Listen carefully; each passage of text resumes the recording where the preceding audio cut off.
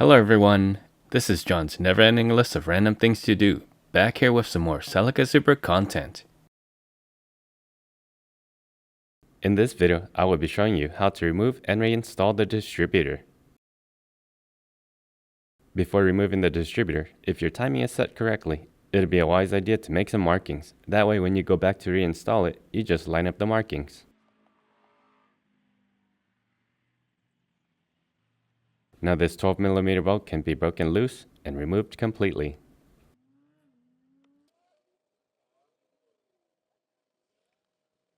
To remove the distributor, grip it like so and pull it towards you, and it might also help to wiggle it back and forth while pulling it towards you.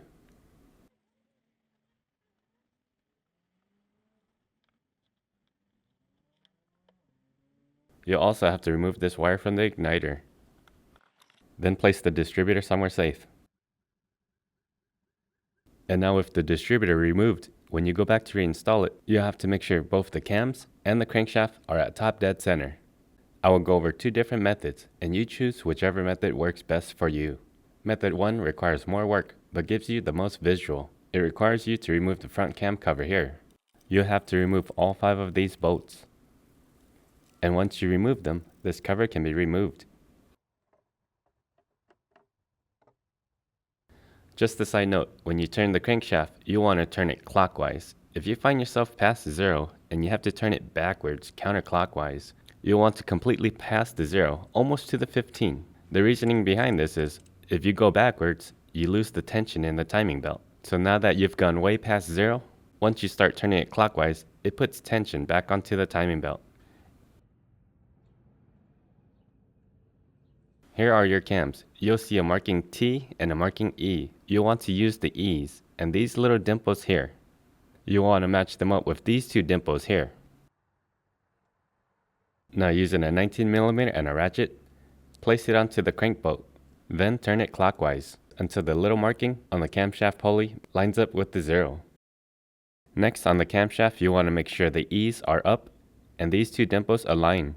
And once you're sure everything is lined up, this cover can go back on and start all 5 bolts.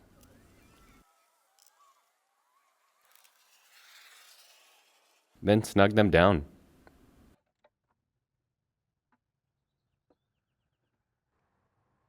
So this ends it for method 1. Now let's go ahead to method 2. Of the two, method 2 is probably the easiest. All you have to do is open up this cap right here. And when you look inside, you'll see this little hole right here. Now I'll go ahead and turn the crankshaft clockwise until the marking on the crankshaft pulley aligns with the 0. This will ensure the crankshaft is at top dead center. Now how will you know if the camshaft is at top dead center? That's what this indicator is for. If I flash a light in here, you'll see that there is a dimple on the camshaft. Looking at it, you'll see that the dimple is exactly in the middle, indicating that this is at top dead center. If you still can't see the dimple, I'll go ahead and turn the crankshaft clockwise, just for visuals. And now the camshaft is no longer at top dead center. Now you'll want to remember, both the camshaft and the crankshaft were both at top dead center. But let's go ahead and do one full revolution on the crankshaft. Once we get back to top dead center on the crankshaft, you'll see that the camshaft is no longer at top dead center. If you find yourself in this situation, just spin the crankshaft one full revolution again, and you'll find yourself with the top dead center camshaft and crankshaft. And this concludes method 2. And this is ready to be capped off.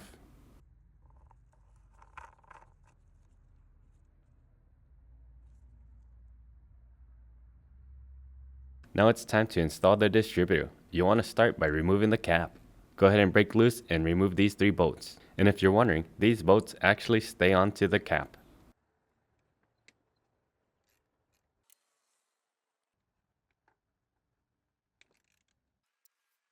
Before I remove the cap, the number 1 cylinder fires from here, and that sits next to this hardware right here. You'll want to remember this for later.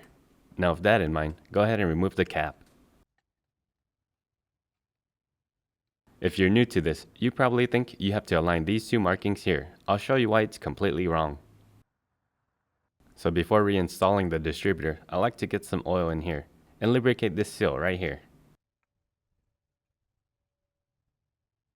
Now let's go ahead and reinstall the distributor. Keep in mind, this is the wrong method first. When you go to reinsert the distributor, it'll get to a point where it gets stuck and it doesn't want to go in any further. But if you grip the rotor and twist it just a little bit, it'll help it to slide in. Remember how I aligned the indicators on the distributor before installing it?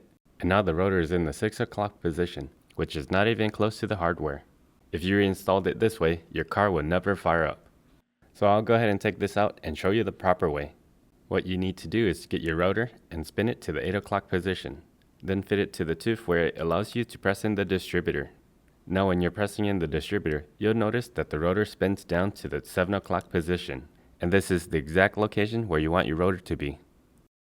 And here we have the cap for visuals. Remember how I told you the number 1 cylinder fires here and the hardware is right here? Now the rotor is here and the hardware mounting point is right here. At this point, I'm hoping you see how close these two are. So now we have the timing correctly set on the distributor. And it's time to reinstall the cap, but let's go ahead and place a gasket seal here first. Follow that up with the distributor cap. And get these bolts started by hand, and then snugging them down.